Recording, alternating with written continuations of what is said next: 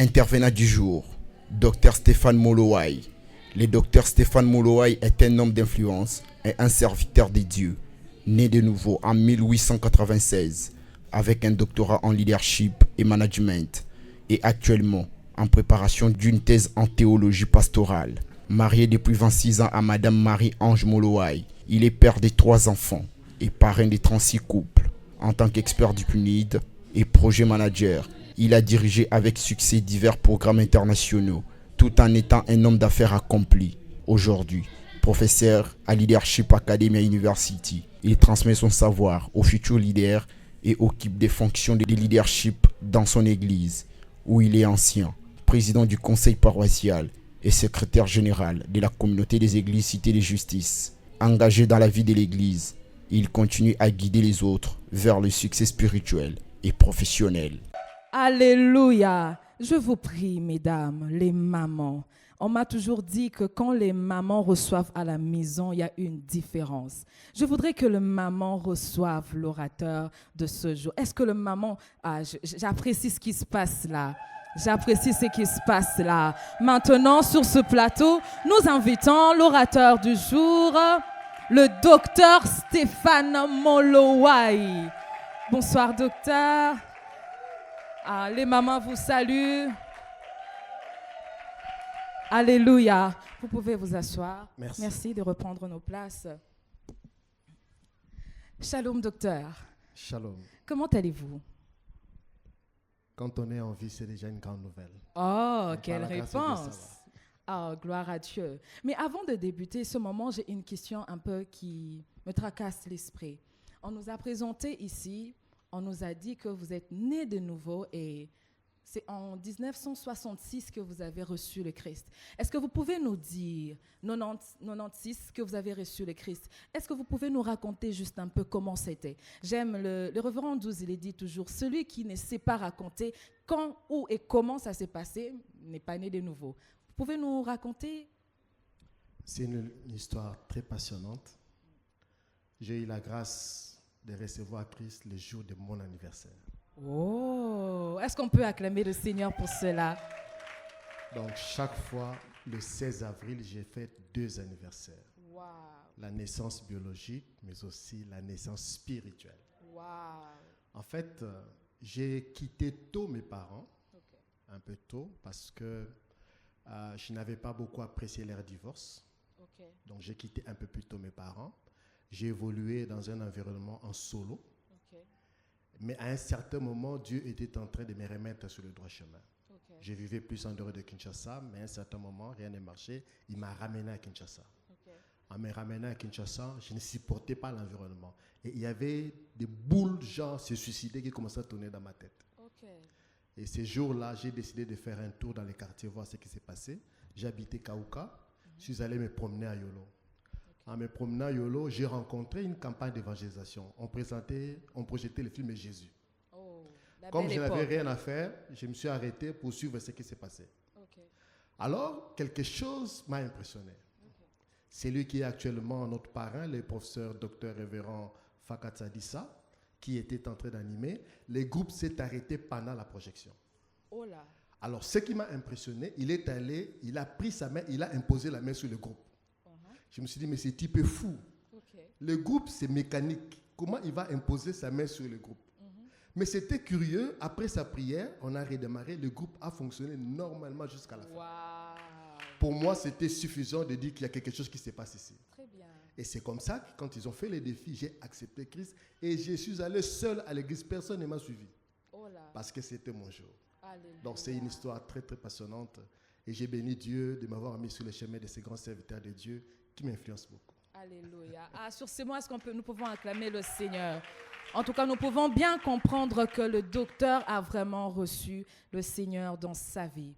Alors, maintenant, maman, femme, jeune fille, je vous prie de prêter attention maintenant parce que le Seigneur nous a envoyé cet orateur. Ce n'est pas pour hasard. Alléluia. Je voudrais que vous puissiez prêter vos stylos. Si vous pouvez mettre vos téléphones en mode avion silencieux, pourquoi pas l'éteindre? Si vous voulez noter là-dessus, il n'y a pas de souci, mais mettre en mode avion, nous voulons maintenant écouter notre orateur. Docteur, vous avez la parole. Merci beaucoup. Ça sera de l'ingratitude sans pourtant remercier le Seigneur pour l'opportunité. Remercier Papa, le révérend Nzouzi, qui a bien voulu nous faire honneur en nous faisant confiance de faire partie des orateurs. Et je remercie chaque maman qui m'accorde cette opportunité de m'écouter. Amen. Il m'a été demandé de parler pendant quelques minutes autour d'un thème très capital qui a des répercussions dans la vie de nos mamans, de nos papas, de nos couples et sur la nation congolaise. Je vais parler pendant quelques minutes sur l'autonomisation économique et son impact sur la santé mentale des femmes. Si la technique est d'accord avec moi, j'aimerais qu'on commence par les statistiques qui font peur.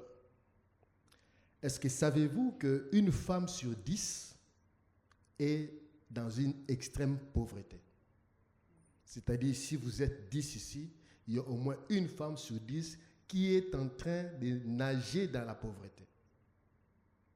Savez-vous aussi qu'une femme sur 5 est confrontée à des troubles mentaux? Donc, si vous êtes 5, sachez parmi les 5, il y a une qui a des problèmes réseau et chimie. Et nous allons voir pourquoi est-ce qu'il y a ces problèmes qui se posent.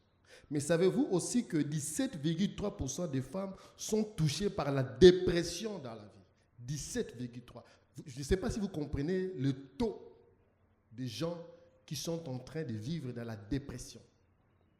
Savez-vous aussi que 23% des femmes sont touchées dans des troubles d'anxiété, d'insécurité, qui se sentent en insécurité en permanence? Et quand vous voyez le taux des hommes, c'est un peu légèrement faible que des femmes. Mais sur 62% des femmes qui font partie de la population active, il n'y a que 6,5 ou 4 qui ont un emploi.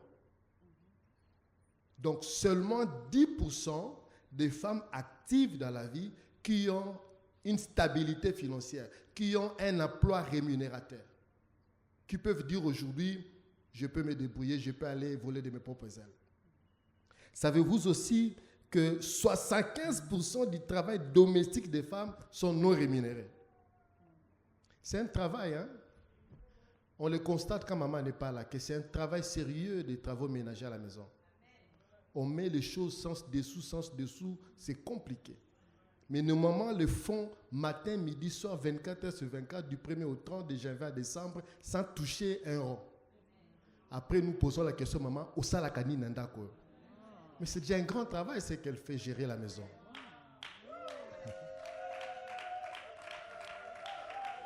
C'est vrai que ces chiffres sont affreux, mais ça doit attirer notre attention pour comprendre qu'il y a un problème.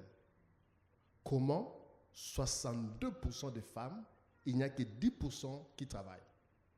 Comment 75% des femmes qui travaillent chez eux à la maison, qui devaient recevoir un salaire, le font gratuitement? Et ça pose quand même un problème économique. Comment est-ce que ces choses peuvent évoluer? Raison pour laquelle je vais présenter mon exposé en 6 points. Il y aura d'abord une première introduction, une petite. Il y aura une définition des concepts. J'aimerais que chacun puisse comprendre c'est quoi l'autonomisation économique, c'est quoi la santé mentale. Il y aura ensuite un point où je vais parler sur comprendre la santé mentale, comprendre aussi l'autonomisation économique. Quand chacun comprend, dans la pratique, il y aura un changement. Parce que le but de cette conférence, qu'il y ait un changement, qu'il y ait un impact sur le plan autonomie, sur le plan santé mentale. Parce que quand il y a cet impact, l'Église changera. Si nous avons des maisons stables, des maisons assises, nous aurons aussi une Église forte. Mais également, je parlerai d'un cas biblique, d'une femme qui a expérimenté l'autonomie économique. Comment ça s'est passé? Ensuite, je donnerai quelques conseils pratiques. J'estime des conseils vraiment pratiques qui peuvent aider une femme cet après-midi à changer sa situation. Parce que c'est un peu ça le but et je chuterai sur une petite conclusion. Commençons par notre premier point, l'introduction. Vous savez qu'en notre pays, la RDC, et dans le monde entier d'ailleurs, l'autonomisation économique des femmes est non seulement une question d'équité, mais surtout un levier puissant qui peut permettre une transformation de la société. Cela sous-entend quoi? Si nous avons des femmes qui sont autonomiquement, économiquement soutenues, permettez que je fasse cet amalgame, mais j'aimerais montrer un peu la pertinence. Si nous avons des femmes qui sont autonomes économiquement, ça règle plusieurs problèmes de la société. Et je vais les démontrer durant mon exposé. Beaucoup de problèmes dans nos maisons, dans nos couples, à l'église, est tributaire de l'autonomie des femmes et de leur santé mentale. Une femme qui n'est pas stable sur son plan mental aura un comportement qui va déranger. Une femme qui a des problèmes économiques aura une santé mentale médiocre, problématique, et les conséquences, c'est nous tous qui allons subir ça. Donc, ça signifie qu'il est important pour nous de regarder de très près cette question et de trouver vraiment une solution adéquate. Parce que très souvent, nous ne faisons pas allusion à la santé mentale de la femme. Et pourtant, c'est un enjeu de taille, un enjeu très important dans l'épanouissement. Beaucoup de couples sont en difficulté. Beaucoup de couples se meurent sans dire quelque chose à l'église. Simplement parce que la femme qui doit être le fondement, la fondation, est dans une situation désastreuse. J'aime souvent parler de moi parce que c'est quelque chose que je maîtrise. Des fois, on a du mal à maîtriser ce qui se passe chez l'autre parce que tu ne sais pas qu'est-ce qui se passe. Il peut dire oui tandis que c'est non. Donc, je peux parler de choses que moi, je maîtrise parce que ça m'appartient. Vous savez, nous, avec ma chérie qui est de l'autre côté, on ne s'est pas marié avec une cuillère dans la bouche. On a commencé vraiment à zéro. Quand je l'ai rencontré en 1998, j'ai loué une maison, genre studio, qui la journée était salon, la nuit était chambre. Je l'ai aimée parce que j'étais convaincu, elle a cru en moi et on a commencé notre chemin. C'est-à-dire que nous sommes partis sur une base de rien. Donc, quand je suis fier de dire qu'elle est l'artisan de ce qu'on est aujourd'hui aussi. Au lieu de trouver un ingénieur de travaux finis, on a construit avec elle et elle est ingénieure. Donc, quand on a commencé, on n'avait pas grand-chose. Après, on s'est lancé un peu dans les affaires. J'ai eu l'initiative en 2006 de commencer les voyages de Chine. Je suis allé, le premier tour, je suis rentré. Je lui ai intéressé d'aller aussi. Quand moi je suis parti, j'ai créé un petit marché. C'était la première fois de ma vie, en 2026, de toucher $20,000 Yangai seul. Pas avec quelqu'un. Je n'oublierai pas ces jours-là, c'était compliqué à gérer. Je suis allé récupérer les $20,000 à la banque. Je l'ai mis au bureau. J'ai regardé chaque 5 minutes les tiroirs. S'il n'y a pas quelqu'un qui veut chipper mon argent. En tout cas, la journée était abîmée, gâtée. Parce que chaque 5 minutes, je regardais sur mon tiroir, est-ce que personne n'est passé par ici? C'était normal, c'était la première fois de toucher $20,000. 200 billets de $100 comme ça, j'ai mis ça à moi seul. Et je n'avais plus faim. Cela signifie que quand quelqu'un est stable, il n'a même pas faim. Beaucoup de foufous souffrent à la maison, c'est la pauvreté. Parce que le mental te dit tu n'as rien. Directement, tu as faim. Mais quand le mental te dit que tu as l'argent là, tu n'as pas faim. Parce que tu sais que si j'ai faim, je vais commander du n'importe quoi. Alors, si j'ai raconté cette histoire, c'est pour montrer que la femme dans les affaires a une autre vision qui est différente de l'homme. Moi, je suis parti avec un petit marché de $20,000, mais quand elle a commencé à partir en Chine, on a eu un marché pour la première fois de $180,000. Je ne sais pas si tu comprends l'écart qu'il y a entre moi et ce qu'elle est allée faire. C'est-à-dire, elle a vu autre chose que moi, je ne voyais pas. Elle a perçu des choses que moi, je ne pouvais pas voir. Et cela a boosté, et c'est comme ça qu'on est parti dans nos affaires pour arriver là où nous sommes jusqu'aujourd'hui. Donc, une femme épanoui est une source de joie et d'épanouissement dans nos couples. Une femme malheureuse impacte négativement les couples. Elle va afficher un comportement qui va détruire. C'est normal parce que sa santé mentale est touchée. C'est normal parce qu'elle cherche un bouc émissaire. Et toi, papa, tu es le premier répondant. Comme disait un grand-père, un jeune homme est allé lui poser la question, je vais me marier, grand-père, quelle question tu vas me donner, quel conseil tu vas me donner? Il dit, petit, le mariage est la seule guerre où tu dors chaque jour avec ton ennemi. Vous comprenez que l'expérience de ces papas-là n'était pas fameux, quoi. S'il peut conseiller comme ça au jeune homme, c'est-à-dire qu'il est perdu. Donc, durant mon exposé, le but, c'est que nous puissions explorer ensemble les liens profonds qui existent entre l'autonomisation économique et la santé mentale. Parce qu'effectivement, il y a un lien étroit. Et nous voulons voir ensemble quelles sont les solutions que nous pouvons proposer afin d'aider une femme cet après-midi à être autonome économiquement. Et si elle est autonome économiquement, c'est tout à fait normal que sa santé mentale soit au beau fixe, avec comme conséquence une vie heureuse. Maintenant, parlons à notre deuxième point, les définitions. Quand on dit la santé mentale des femmes, qu'est-ce qu'on fait allusion? Est-ce que la femme est devenue folle? Est-ce que la femme s'est perdue? C'est quoi? Qu'est-ce qui est derrière la santé mentale des femmes? En fait, quand on parle de la santé mentale, on fait référence à l'état émotionnel, psychologique et social des femmes. Donc, on fait référence à son état émotionnel, à son état psychologique, à son état social. Parce que cela est influencé par des facteurs non pas seulement biologiques, sociaux, mais également environnementaux. C'est-à-dire, certaines femmes affichent un comportement dit à une influence biologique. D'autres affichent un comportement par rapport à son environnement. J'ai parlé dernièrement avec des jeunes, j'aime beaucoup parler avec des jeunes. Je leur ai dit, écoute, quand tu veux aller approcher une sœur, tu dois tenir compte de son environnement et de sa situation sociale. Aujourd'hui, tu veux aimer une fille, permettez-moi le terme, ce n'est pas une manière d'étiqueter certaines communes, mais ce n'est qu'un exemple. Tu viens aimer une fille qui habite Kitambo, ici dans les parages. Elle voit la vie d'une certaine manière, dit à son environnement.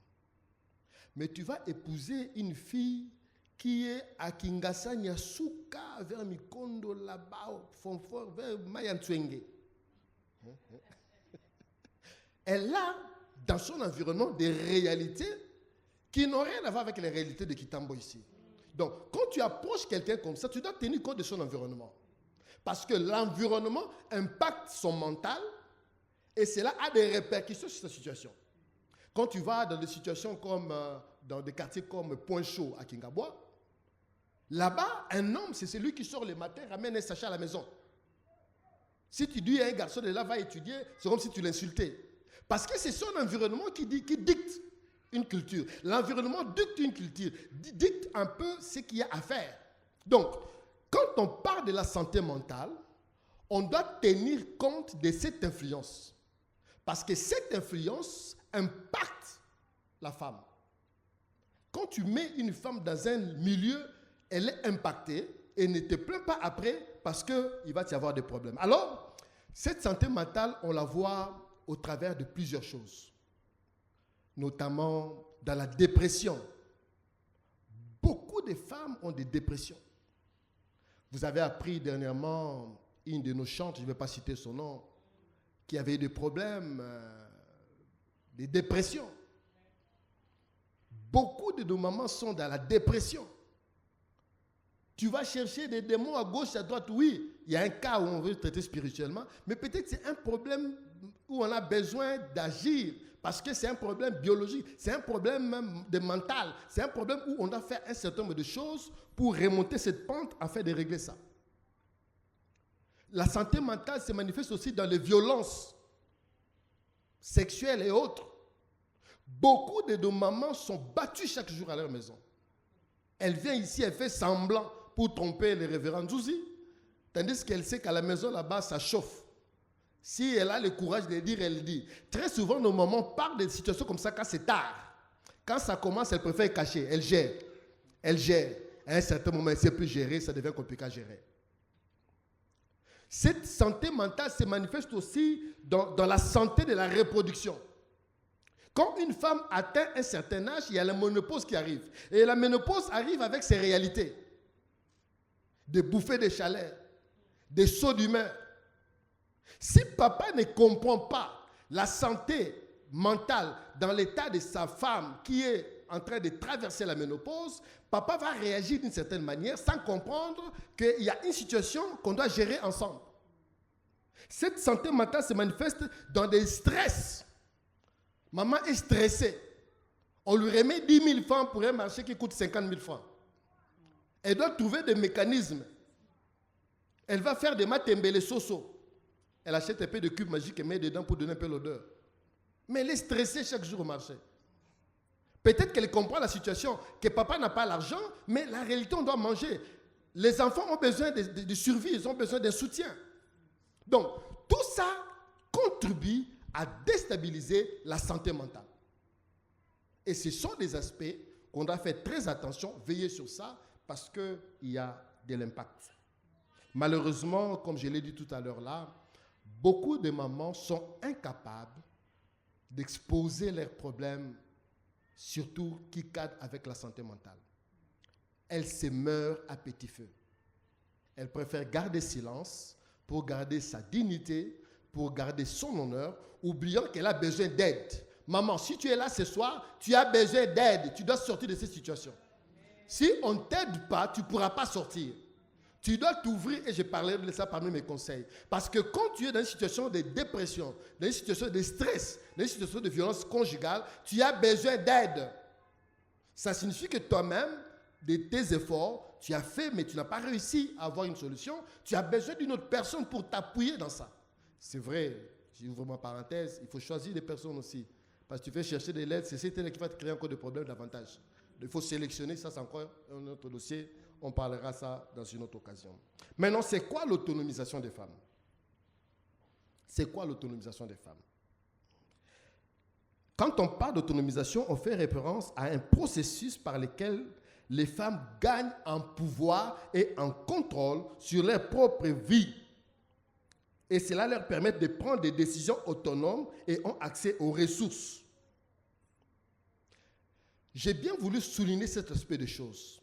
L'autonomisation aide la femme à prendre du pouvoir, non pas seulement du pouvoir, mais le contrôle de sa propre vie. On n'a pas dit ici de prendre le contrôle de papa, ça c'est encore autre chose. Quand on parle d'autonomisation, c'est d'abord la femme puisse être capable d'avoir du pouvoir sur elle-même, d'avoir le contrôle sur elle-même, d'avoir des ressources pour elle-même d'abord.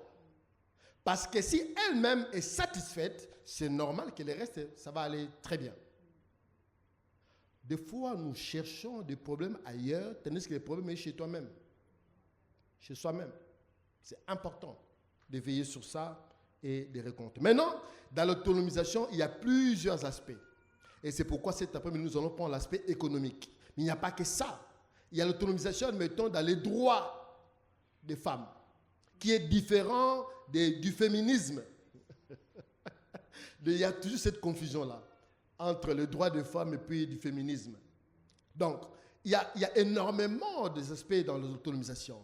L'autonomisation financière, l'autonomisation en santé, en éducation. La femme doit développer une autonomie en éducation. Savoir que l'éducation est importante pour son avenir. On n'étudie pas seulement pour travailler. On étudie pour être équipé soi-même. Tu sais, quand quelqu'un a étudié, il a un comportement différent de quelqu'un qui n'a pas étudié. Et il n'y a pas du retard aux études. Il n'y en a pas. Même si tu as 60 ans, nous, on a vu dans notre église des mamans de 65 ans rentrer à aller faire examen d'État. Ce n'est pas de la magie. Tu ne dois pas avoir honte de cela. C'est pour ton propre bien. C'est pour ta santé mentale. Va étudier. Arrête d'avoir peur. Maman, lis la Bible. Tu ne sais pas dire à tes collègues, non, je ne sais pas lire. Tu vas fuir les cultes. Et pourtant, il ne faut pas fuir, il faut venir. On doit t'aider. Va étudier. Il n'y a pas du retard dans les études. Et c'est important pour l'autonomisation. Et ça joue un rôle très important. Parlons de notre troisième point, parce que l'idée est vraiment de parler peu et de laisser aux questions, parce que c'est sûr qu'il y aura énormément de questions.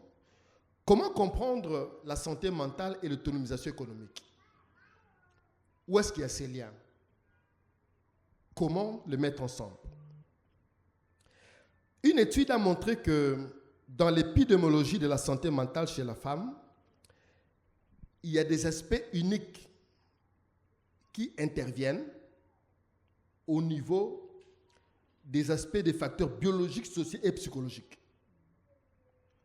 C'est-à-dire, quand on analyse l'impact de la santé mentale, on se rend compte que la santé mentale est tributaire des aspects sociaux, psychologiques, mais également, comme je l'ai dit, de façon biologique aussi. Et l'autonomisation économique fait partie de l'influence sociale. Ça, c'est de un. Ça montre étroitement que la santé mentale est liée à l'autonomisation économique. Alors, selon mes investigations propres, j'ai découvert un élément important. L'autonomisation des femmes tarde dans nos maisons parce que la femme elle-même a des problèmes. D'où réside le problème? Elle confond toujours l'autonomisation et l'indépendance. C'est ça le vrai problème. Une femme qui veut se comporter en indépendante dans sa maison, ça ne marchera jamais. Par contre, une femme qui veut se comporter en autonomie, ça va aller, ça va marcher. Pourquoi? L'homme a horreur d'avoir un autre capitaine. L'homme a horreur d'avoir l'impression que la femme est en train de la mater. L'homme a horreur de croire que la femme veut prendre sa place. Maman, personne n'est indépendant dans la vie. Quand tu es célibataire, maman, tu dépends de tes parents. Quand tu es marié, tu dépends de ton mari. Vice-versa. Papa, quand tu es célibataire, tu dépends de tes parents. Quand tu es marié, tu dépends aussi de ta femme. C'est réciproque. C'est réciproque. J'aime toujours le dire dans des réunions de couple. Le mariage égale Zalayuma. Les Yankees n'ont pas de place dans le mariage.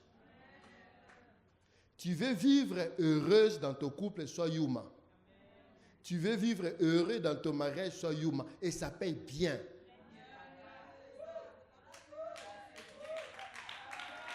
C'est très important. J'aime toujours faire rire. Des fois, tu te rêves le matin, tu veux porter cette chemise, elle me dit, pas ça, pas ça. Ah, maman, pas ça comment? Moi, depuis la nuit, j'ai pensé ça. Elle dit pas ça. Bon, j'ai deux choix. D'accepter de changer, je mets bas à terre, ou je fais ce que je veux, et puis au retour là, tu vas voir ce qui va se passer. Au retour là, toi, tu as cru qu'elle a fait régler là. C'est le soir que tu vas te rendre que tu n'as rien fait. Ça ne vient que commencer. Non, c'est important. Donc, cette confusion entre l'autonomie et l'indépendance constitue un obstacle à l'autonomisation de la femme elle-même. Pourquoi? En quoi réside la différence? En fait, l'autonomie se concentre sur la capacité à agir, plus à prendre des décisions soi-même. Et cette décision peut être guidée par une collaboration. Donc, dans l'autonomie, il n'y a pas interdiction de collaboration. Maman, pour que tu sois autonome, tu as besoin d'appui de papa. C'est ça la confusion. Maman veut devenir indépendante, ça ne marchera pas. Pourquoi? L'indépendance, c'est s'extraire des autres. C'est agir sans le concours des autres. C'est en fait éloigner les autres, l'indépendance. On ne peut pas être dans un couple et être indépendant. C'est impossible. Soit tu es marié, tu dois être dépendant, soit tu n'es pas marié. Écoute, reste là où tu es, personne ne va te demander. En tout cas, personne n'est obligé à te marier. Si tu t'es marié, c'est que tu as pris conscience. Alors, comporte-toi en tant que marié. Dans nos couples, il y a beaucoup de femmes, beaucoup d'hommes qui sont des célibataires mariés. Elle affiche un comportement de célibataire, tandis qu'elle est mariée. Chaque jour, elle va chercher sa mère. Elle est à gauche. Frère, mêmement, avant de prendre une décision, il va consulter sa maman, consulter son papa. Mais tu t'es marié pourquoi? Tu aurais dû rester chez vous. C'est simple. Le mariage, c'est une affaire de responsabilité. C'est une affaire d'adulte. Quelqu'un qui est capable de se prendre soi-même en charge. Quand on dit quitter là, ce n'est pas seulement quitter physique, c'est dans tout, spirituellement, physiquement, tout, émotionnellement, tu dois quitter. Beaucoup ne sont jamais quittés. Voilà pourquoi nous sommes là où nous sommes avec tous ces problèmes qu'il y a. Donc, j'aimerais quand même montrer les liens qui existent entre l'autonomisation économique et les renforcements de la santé mentale. Comment l'autonomisation économique joue un rôle dans la santé mentale des femmes? Parce que j'ai lu les deux parts, c'est lié les deux. Premièrement, une femme qui est autonome économiquement verra la réduction des stress dans sa vie. Il y a la réduction et la dépendance financière. Pourquoi je dis ça? Une femme qui sait qu'elle peut se prendre en charge, elle se sent moins stressée. Elle sait que si j'ai besoin d'acheter X, je peux l'acheter. Si je vais aller à gauche, je peux aller à gauche. Et c'est comme ça qu'elle se sent un peu stable. Regardez, même ici à l'église, toutes les femmes qui travaillent, qui ont une activité génératrice de revenus, se comportent différemment des femmes qui n'ont rien à faire. Parce que leur morale est touchée. La femme égale besoin. Les mamans ont des besoins qui ne se termineront jamais. Même quand tu lui confies la gestion du budget, des fois je comprends pas avec ma famille. Mais l'argent, c'est toi qui gères. Non. Il faut donner ma part. C'est compliqué à gérer, quoi. Elle gère l'argent, mais dit non. Il faut dire dans ce que je gère là où est ma part. Parce que j'ai des besoins. Les besoins là ne finiront jamais apparemment. Donc, une femme qui est autonome économiquement sait que même si elle a un besoin, elle va s'en occuper. Automatiquement, sa santé mentale sera stable. Deuxième raison de l'impact, ça augmente l'estime de soi. Elle s'estime. Elle dit oui, je suis capable. Je peux. Et quand quelqu'un dit qu'il peut, ça signifie que il connaît la longueur de sa poche. Hein. Il connaît qu'avec sa poche, il peut faire quelque chose, il peut aller avec ou peut rentrer avec, quoi. En fait, une femme qui est autonome économiquement, ça renforce sa confiance en soi. Elle a confiance en elle. Beaucoup sont instables parce qu'ils n'ont pas confiance à eux-mêmes. Il dit aujourd'hui ce qui est indi, qu'est-ce que je vais faire, comment je vais m'en sortir. Mais toujours dans cette logique, l'autonomisation aide à diminuer les violences basées sur le genre. Beaucoup de femmes sont accrochées à ces hommes-là parce qu'elles savent si elles quittent cet homme-là, elles ne savent pas où est-ce qu'elle va aller. Qu'est-ce qu'elle va faire? Conséquence, elles se laissent manipuler et malmener. Parce que si l'homme aussi sait que si j'ai fait X, elle est capable de faire Y, il réfléchira 2 fois avant de le faire. Donc, maman, tu veux te faire respecter, sois autonome aussi économiquement. L'homme te respectera. Ne sois pas de celles qui attendent tout de papa. Non, nous sommes dans un monde dynamique. Papa doit apporter, maman doit aussi apporter. Ça crée la stabilité. Mais aussi, ça crée le respect mutuel. Papa sait que dans notre budget, parce que dans la maison, il n'y a qu'une seule caisse, il n'y a qu'un seul budget. Un des problèmes dans nos maisons, c'est que nous avons plusieurs caisses, surtout des caisses occultes. Maman a déjà acheté une parcelle, papa n'est même pas au courant. Je parlais de cela hier au culte dans notre église, station de Lemba. J'ai dit, j'avais une collègue, quand je travaillais quelque part, le premier mois, je vois, le jour de la paye, chacun va toucher chez le comptable, elle prend le téléphone, il appelle son petit frère. Petit, l'argent, il y a quoi. Bon, pour moi, j'ai cru peut-être c'est un fait divers, j'ai laissé. Le deuxième mois, elle a refait la même chose. Le jour de la paye, elle appelle son petit frère. Moi, je dis non, ça ne va pas quoi. Je lui pose la question. Ma soeur, qu'est-ce qui se passe? Pourquoi quand tu as ton salaire, toi tu es marié, mais tu appelles ton petit frère? Tu sais la réponse qu'il me donne? Il dit non, mon salaire c'est pour ma famille. Moi, je dis, alors le salaire de papa? Non, ça c'est pour nous. Moi, je dis, bon. Mais je vais dire à ton mari aussi que ton salaire c'est pour ta famille aussi. Je vais voir comment vous allez vivre. Comment toi tu es marié, tu estimes que ton salaire ne concerne pas ton mari, ça concerne autre personne, et c'est lui de mari que tu veux faire de projet. Ça c'est illégal, permettez-moi les termes. C'est de la triche, c'est de l'escroquerie. C'est anormal. Quand on est un couple, on a une seule caisse. Mes chers amis, le diable se cache là où tu ne veux pas que l'autre sache. Et c'est là qu'il va agir. Il va te mener à gauche, à droite. Surtout nous les papas. Quand tu ne veux pas que maman sache là, c'est à ce moment-là que le diable va comprendre. Il va te proposer des choses intéressantes. Vous savez que le péché est succulent. Vous le savez, non? Quand on fait le péché là, c'est succulent. Mais après, tu regrettes tout quoi. Tu veux faire marche arrière pour effacer et ça ne s'efface jamais. Et le diable est le premier à t'accuser. C'est que j'aime le diable. Il te pousse, il te pousse, il te pousse. Dès que tu commets là, il est le premier à venir t'accuser. Je n'oublierai pas, dans notre entreprise, nous avons ce que nous appelons des happy hours de vendredi où nous nous retrouvons ensemble des fois pour partager quelque chose et se déstresser. Cette fois-là, ils ont voulu aller faire ça dans une boîte de nuit. Moi, j'ai mis une croix, je ne pouvais pas aller. Maintenant, un des collègues qui est un serviteur de Dieu est allé quand même.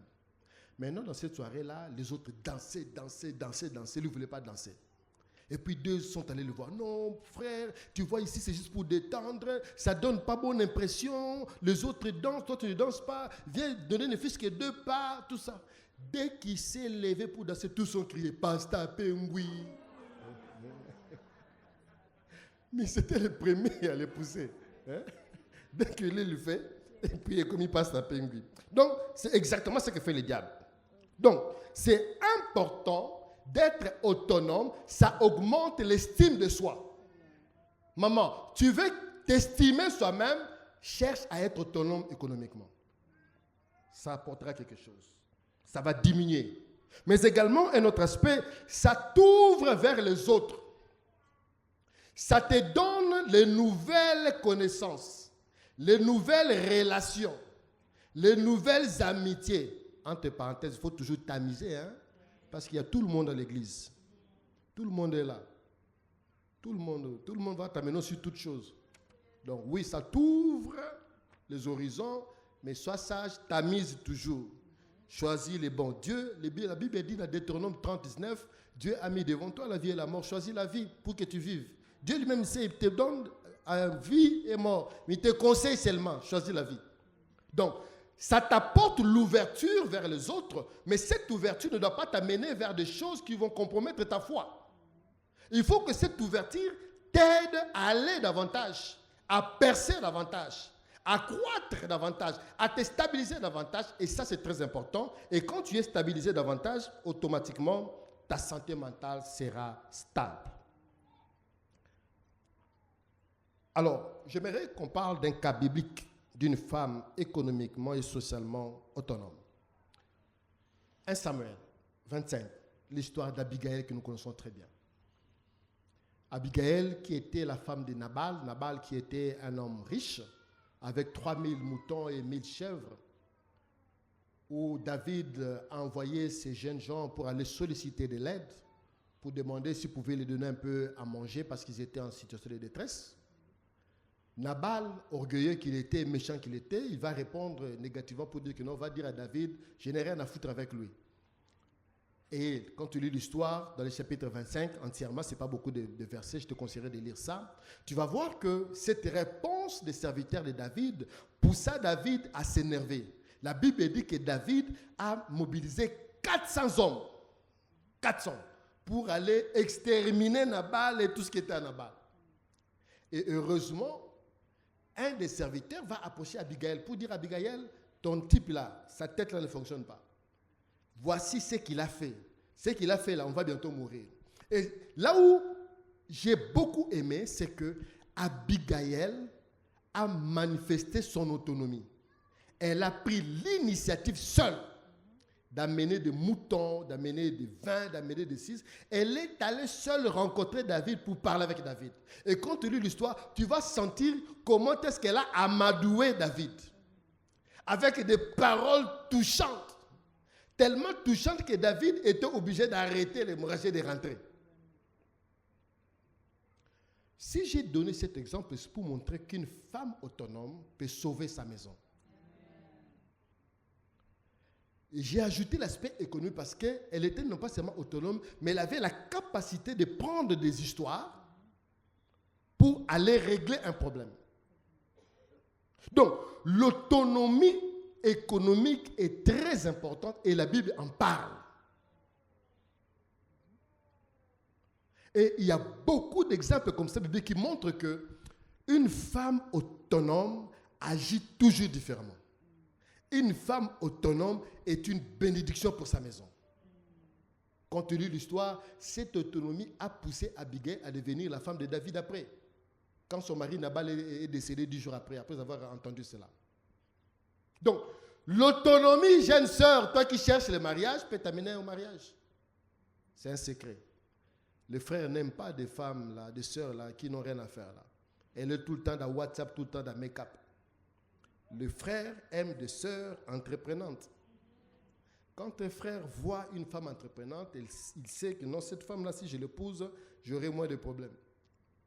Mais quand l'homme te voit toujours make-up, les ongles jusqu'ici comme démon, écoute, ça ne rassure pas, au contraire, ça déstabilise et ça crée des problèmes.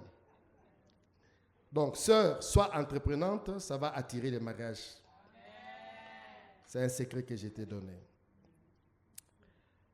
Je vais chuter par quelques conseils parce que j'aimerais laisser le temps aux questions.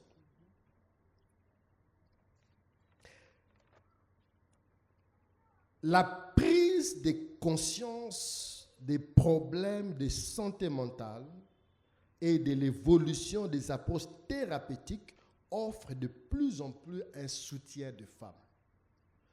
Nous devons prendre conscience que nous devons tenir compte de la thérapie de la santé mentale de nos mamans, de nos sœurs. Parce que quand on ne tient pas compte de cela, il y a beaucoup d'effets néfastes après. Quand on fait semblant, ça se retourne sur nous. Papa, on n'est pas nombreux. Est-ce qu'il y a des papas dans la salle? Une femme heureuse est une source de bénédiction dans la maison. Une femme malheureuse est une source de malédiction dans la maison. Quand une femme pleure chaque jour en ton nom, attention, fais très attention. Maman, quand aussi papa pleure à ton nom, il faut faire très attention aussi, en tant que chef de famille. Bref, il est important pour nous de prendre en compte cet aspect de choses qui touchent à la santé mentale parce qu'il y a des répercussions sur cela. Alors, que devons-nous faire? L'homme, dans l'homme, je vois la femme aussi l'homme. Que devons-nous faire pour encourager l'autonomisation économique et la santé mentale? Qu'est-ce qu'on peut faire? Puisque c'est une réalité, puisque ça touche tout le monde, puisqu'il y a de l'impact visible, puisque ça apporte des choses dans nos maisons, qu'est-ce que nous pouvons faire? Première chose, c'est de mettre Jésus-Christ au centre de tout. Jean 15, 5. Il dit, je suis les cèpes et vous les sarments. N'est-ce pas? Sans moi, vous ne pouvez rien faire. Le monde est ce qu'il est aujourd'hui parce que nous voulons mettre Christ à côté. Chaque fois que vous voulez mettre Christ à côté, vous êtes en danger. On ne peut pas parler d'autonomisation économique en mettant Christ de côté. On ne peut pas parler de la santé mentale en mettant Christ de côté. Il est important, maman, dans tout ce que tu vas faire, de te rassurer que Jésus-Christ est dedans. Même quand tu achètes tes habits, rassure-toi que Jésus-Christ est dedans. Il faut que tes habits puissent attirer les gens à l'évangélisation et non attirer les gens à l'impudicité. Il faut que dans ta maison, que ça attire les gens. Moi et ma chérie, depuis l'année passée, ça fait 1 année et demie, on a maintenant un temps de prière chaque jour, de lundi à samedi, de 12h à 13h, que nous appelons midi à prière, où nous invitons les gens, nous venons, nous prions avec les gens. On s'est dit, on a investi beaucoup d'argent dans cette maison, ça doit aider à servir à l'évangile. Et on a institué ça, qu'on soit là, qu'on ne soit pas là, même les gardiens, même si on n'est pas là, lui doit tenir. Quelqu'un doit prier chaque jour dans notre maison, de 12h à 13h. On a midi en prière chaque jour. Parce que nous estimons que sans Jésus, on ne peut rien. Et depuis qu'on a ouvert la prière là, on voit des choses à ma campagne là-bas. C'est terrible. Maman, ta stabilité dépend de la place que Jésus-Christ occupe dans ta vie. L'autonomie économique que tu cherches, commence d'abord à chercher l'autonomie avec les autres en laissant Christ là où il doit être, en lui donnant la place qu'il faut. Quand Christ trouve sa place, automatiquement le reste s'en suivra. Et il y aura moins de problèmes. Deuxième conseil, c'est être l'allié de maman, être son allié. Tu gagneras, papa. Ne te positionne pas en ennemi. Positionne-toi en allié. La différence, c'est qu'un allié appuie toujours. Un allié, l'autre s'appuie toujours. Même quand maman commet quelque chose de nature à frustrer, nous devons toujours savoir comment la soutenir. Je te donne un exemple banal. Maman prépare un foufou au tébi. Foufou tébi, n'est-ce pas? C'est une réalité, on ne peut pas manger ça. Mais ta manière, papa, de réagir va décider du lendemain. Si tu réagis en l'insultant, tu as détruit. Mais si tu réagis en construisant, tu vas construire. Exemple, tu dis, c'est sûr que Foufou Somba qui est qui Amabé. Tu as déplacé le problème.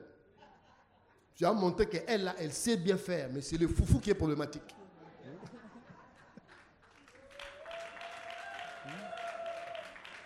Tu gagnes, papa. La réalité est que foufou est tébi. Maintenant, déplace juste le problème. Montre à maman qu'elle, là, elle n'a rien à faire. C'est le foufou, le problème.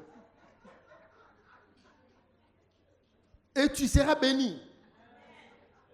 Tu auras la paix. Tu vas voir, tu vas redonner le sourire à cette maman. Elle aura de l'espoir. Elle te fera confiance. Elle te dira des choses. On a un sérieux problème dans nos maisons parce que la confiance est décédée. On n'a pas confiance parce qu'on ne sait pas se protéger mutuellement. On ne sait pas être des alliés. On est dans le couple, on se comporte comme des ennemis en guerre Iran-Irak. Mon conseil pour l'autonomisation, comporte-toi en allié. Ça peut sourire, tout comme ça peut te faire pleurer. Il n'y a pas d'échec. L'échec, c'est l'abandon. Dans chaque échec, il y a toujours une leçon à tirer. L'échec, c'est quand tu abandonnes. Dans chaque situation qui t'arrive, qui te fait pleurer, cherche à tirer une leçon qui te servira. Parce que c'est ça la manière dont le Seigneur agit. Troisième conseil, encourager l'éducation et la formation. Nous devons aider nos épouses à se former et à se former davantage. On était en guerre avec elle quand je lui ai dit que non, je dois commencer ma deuxième thèse. Elle m'a dit,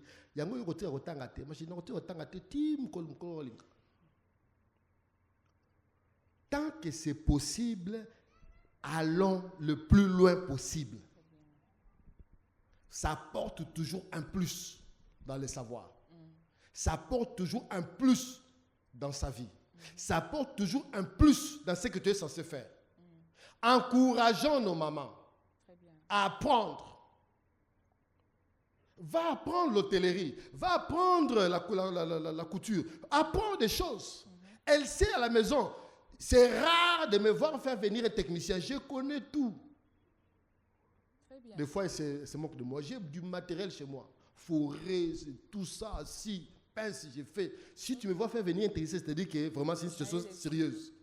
Je suis moi-même électricien, menuisier, plombier à la maison chez moi. Moi, quand je t'appelle pour faire là, je suis là à côté, je regarde et j'apprends. Quand tu parles là, je veux faire. Je ne t'appellerai plus. Comment on peut laisser l'argent se promener gratuitement comme ça? J'ai fait tout. Donc, maman, apprenez toujours, cherchez toujours à apprendre. Ça t'aidera toujours. Ça apportera toujours un plus à la maison. Et tu seras davantage autonome. Au lieu d'être toujours dépendant des autres, ça ne va pas t'aider. Un autre conseil, partagez les responsabilités dans la famille. Partagez les responsabilités. Quelqu'un m'a toujours dit, non, je ne sais pas la responsabiliser parce que chaque fois que je le fais, elle échoue toujours. Non. Tu dois savoir pourquoi elle échoue toujours. C'est-à-dire, toi, le coach, tu as un problème. N'est-ce pas qu'il est dit qu'il n'y a pas de problème d'équipe, ce sont les chefs. Il n'y a pas de problème de troupe, c'est la tête qui pose problème. Si elle échoue toujours, c'est-à-dire, c'est toi qui ne sais pas entraîner. Un succès sans successeur est un échec. Le premier terrain du leadership, c'est ta maison. Si tu n'es pas capable d'influencer ta femme, tu as échoué. Maman, si tu n'es pas capable d'influencer papa, tu as échoué. Chacun doit savoir comment il faut influencer. Quand je me suis marié avec ma chérie en 96, mon parrain m'avait dit ceci, il dit, Stéphane, fais tout pour montrer à ta femme qu'elle occupe la première place après Jésus-Christ. Et moi aussi, j'ai fait tout en 2 ans pour lui montrer que non, c'est elle ou c'est rien. J'étais prêt à déplacer la lune pour elle. Après, l'affaire est classée. Elle me fait confiance. Aujourd'hui, même si tu fais des non, on a vu le docteur là, sauter l'hôtel. Moi, je dis c'est faux, elle va me croire, elle ne va pas te croire. Parce qu'elle a confiance en moi. Et la confiance s'est bâtie. Ça s'est bâti, ça ne sort pas comme ça de l'ordinaire. Ça s'est construit.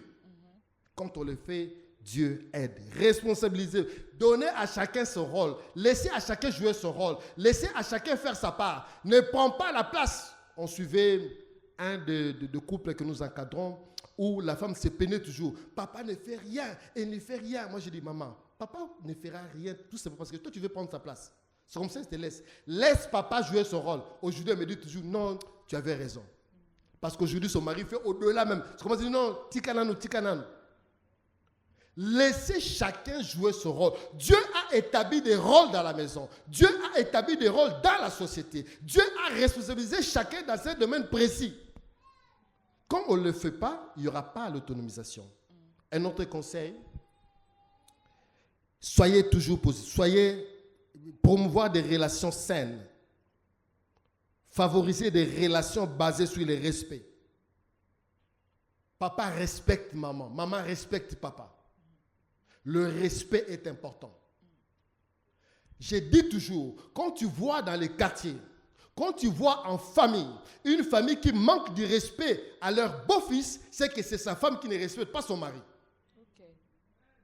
Les gens observent comment maman tu respectes papa, ils donneront du respect à papa en regard de ce que toi tu fais. Et c'est vice-versa. Non, construisons des relations saines, des relations profondes. Ça va aider à l'autonomisation. Ça contribue à l'autonomisation. Et quand ça contribue à l'autonomisation, la santé mentale sera au beau fixe. Un autre conseil, être un modèle positif. Produisez-vous un modèle. Ne soyez pas de ceux qui disent « Écoutez ce que je dis, ne suivez pas ce que je fais ». Soyez de ceux qui sont capables de faire ce qu'ils disent. Les gens te prendront au sérieux. Vous savez que dans la connaissance, nous avons 3 savoirs. Il y a les savoirs, il y a les savoir-faire, mais il y a aussi les savoir-être.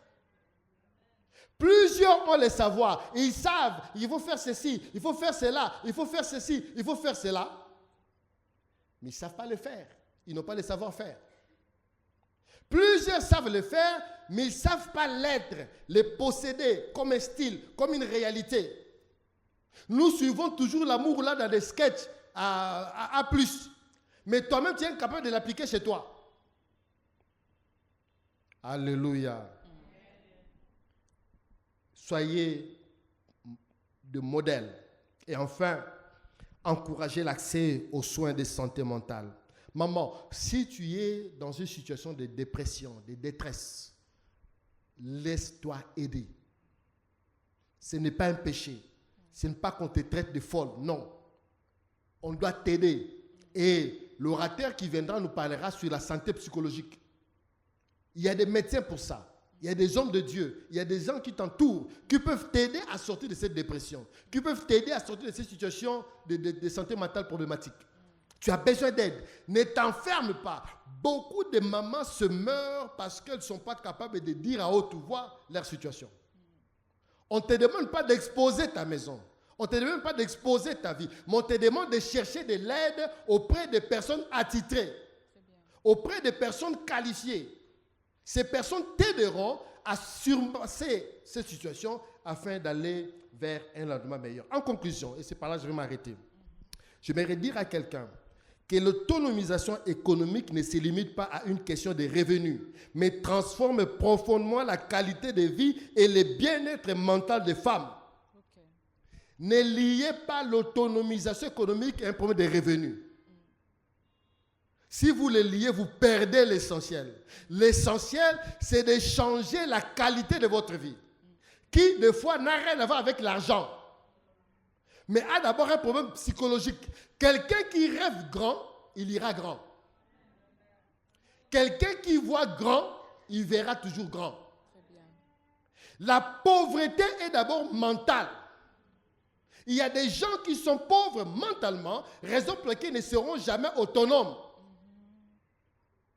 Donc, voyez l'autonomisation économique comme une solution d'équité, une solution pour changer la qualité de sa vie. C'est vrai, je n'ai pas parlé sur comment être autonome. Je n'ai pas parlé de toutes les activités réduites. Tout ça, c'est rien. Si tu comprends déjà la philosophie que je dois être active, tu feras tout. Nous n'avons pas la même chose de la part de Dieu. Nous ne recevons pas tout de la même manière. Il y a des ceux que Dieu donne 5 talents, d'autres donnent 10, d'autres reçoivent 2. Chacun doit fructifier par rapport à ce qu'il est. Nous n'avons pas le même pouvoir d'achat. Chacun doit être autonome dans sa situation. Même dans l'arachide que tu vas là, sois autonome dans ce que tu fais. Même dans l'eau que tu vas là, sois autonome dans l'eau que tu vas. Arrête de te plaindre de chercher l'avion, tandis que tu es en train de minimiser le vélo que tu as. Okay. Mais si tu n'apprécies pas le vélo que tu as, tu n'atteindras jamais l'avion. Tu dois commencer par te réjouir de ta situation, si petite soit-elle. Et Dieu t'élèvera. La Bible le dit, qui te confiera des grandes choses si les petites tu es incapable de le faire? Soyons réalistes. Travaillons pour notre autonomie économique, maman. Amen. Sois allié à papa. Ne sois pas indépendante, ça ne marchera pas. Cherche la collaboration, que papa t'aide. Papa aide maman. Parce que quand maman est stable, il y a la joie. Tu sais, quand une femme est contente, ça contamine toute la maison. Ah, ouais. Et quand elle n'est pas contente là, la maison là, ça ressemble à Kilimanjaro. Même les assiettes là vont souffrir. Tout le monde va souffrir. Amen. Amen. Je m'arrête là, que Dieu vous bénisse.